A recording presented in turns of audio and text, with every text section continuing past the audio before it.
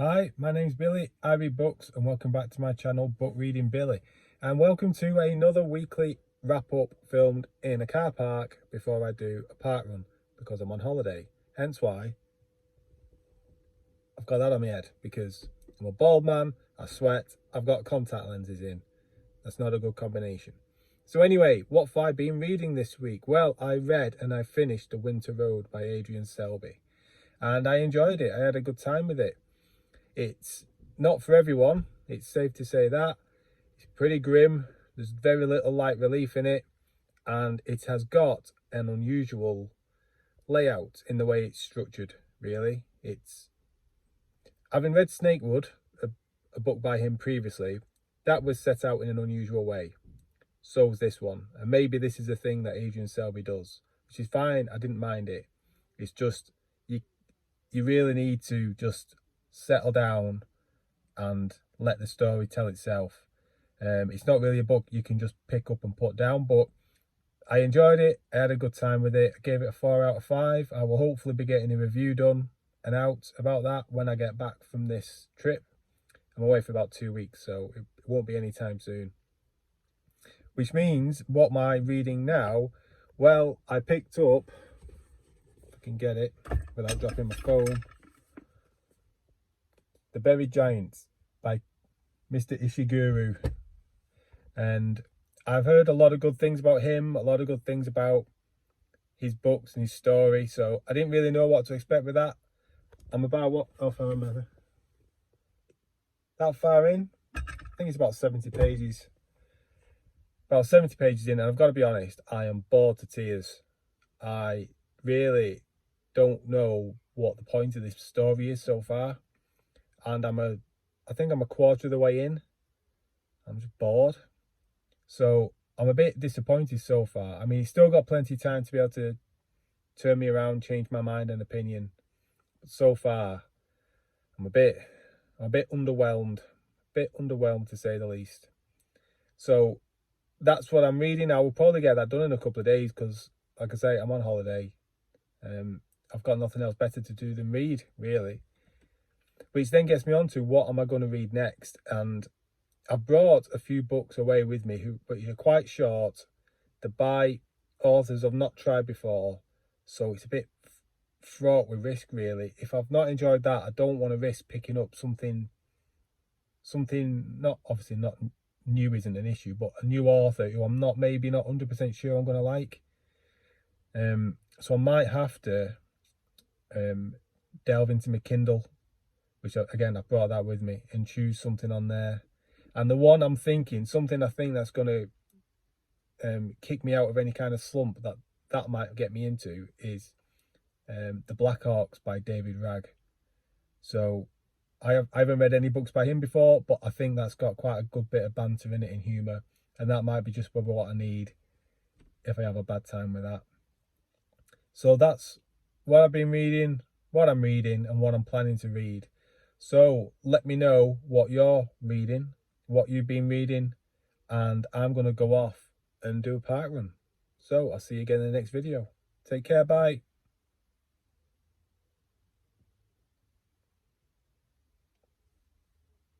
Are you still here? Oh, you're still here, you stuck around. You made it to what was going to be the end of the video.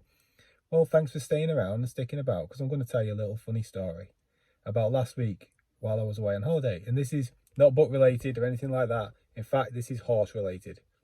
So the dog field on the campsite that I'm staying at is a secure field where you take your dogs, they run around, act like lunatics, and they have a great time. And there was a field next to it that had 2 horses in it. And I was spending some time talking to the horses, stroking the horses like you do. 2 brown female horses. This was on the Saturday last week. And yeah, everything was fine. Dogs got on well with them. Had a great time. So the following day I went back and they weren't there. They were in a different field. And you can walk around a path and get round to them. So walk round. And the 2 lady horses were in one field. And there was a boy horse in another field right next to it. And the big lady horse and the boy horse seemed to be flirting a little bit. So I left them to it. They were kind of grabbing each other's bridles. And I think it's a bridle, that thing around the mouth. And the boy horse had hold of the big lady horse's bridle and wouldn't let go. So I'm guessing this is like horse flirting. And so they weren't that interested in me. So I started walking off with the dogs. And the next thing I know, I hear this sound of grating metal and like horses making panicky horsey noises. I'm not going to do an impression. So I turn around and the two lady horses are skitting around their field, clearly distressed. And the boy horse looks like he's just sat on their fence, you know, like, hey, like that. I was like, why is that boy horse sat on that fence? Because those lady horses are clearly a bit distressed. So I went back and the boy horse had his back leg stuck in the metal fence with his arse hanging over the edge of the fence, stuck. And he was clearly not happy because he wasn't moving. All he was doing was crapping over the fence. You know, like he was crapping himself. I was like, oh no, what do I do? What do I do here? Is this like what horses do? I don't know. I don't know if you've guessed or not, but I don't know anything about horses. What do horses do? Is this like a common thing, like the boy horse is arsing about trying to impress the girls and get stuck in a fence? I don't know. So I did what all I could do at the time, because there was like a farm at the other end of the field. We start shouting, "Hello, hello!" Anyway, after a couple of minutes of realising I'm just making a fool of myself and no one's coming, I think, no, that can't work. I'm going to have to go and find someone on reception at the site that I'm on. So I tied the dogs up at another fence away from the horses, and I sprinted all the way around to reception. And sure enough, one of the lads, hang on, what time is it? I'm not going to miss start up part, am I? One of the lads who works there was just going into reception, so I go running in and he looks at me. He's like, "You all right?" Because that's how he talks. I was like, "Yeah, I'm okay, but your horse isn't too well. It's stuck in a fence and it's got his ass stuck over into the other field." It's like, "All right, that's not good, is it?" It's like, "No, it's not good at all. Are they your horses?" He went, "No, it's our field, but the horses belong to a farmer. I'll ring the farmer." I was like, "Right, okay, yeah, you do that. You ring the farmer." And that seemed to be the end of the conversation with him, really. So I thought, well, my dogs are tied up, so I'm going to have to sprint back round, which I did. Sprint back round to where my dogs are. My dogs are fine. Get my dogs, look to the horses. And the boy horse is no longer stuck in the fence. So I'm like, goodness sake, I've just gone and made a fool of myself there. I turn round, and the bloke from reception's running down the lane towards me, looking confused because there's no horse stuck in a fence. So I was like, look, that horse really was stuck in that fence. In fact, you can see where the fence is sagging down from where the horse was lying on it. And you can see he's not happy because his back leg, he wasn't putting it on the floor. He was like leaving it up like that. So he's like, "Oh, bloody hell, that's not good, is it?" I was like, no, it really isn't good. He's like, "I'll ring the farmer." I was like, okay, you ring the farmer. And then he runs off as well, clearly a bit panicked himself, I think. So I'm like, well, I'm going to have to hang around now for this farmer to turn up because he might want to know what's happened. And that horse is clearly not right because it's not putting that leg down. It's with its front hoof. It's like scraping the floor like this and banging its head on the fence on this metal gate, clearly not happy. So I hung around for 10 minutes. No one came.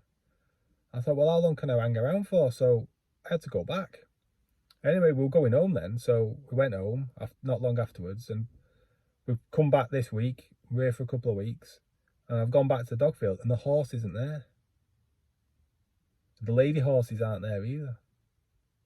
So I hope they're all right. I'm a bit worried. So if the point of all this long drawn out story is, do you know anything about horses? Is that something a horse does?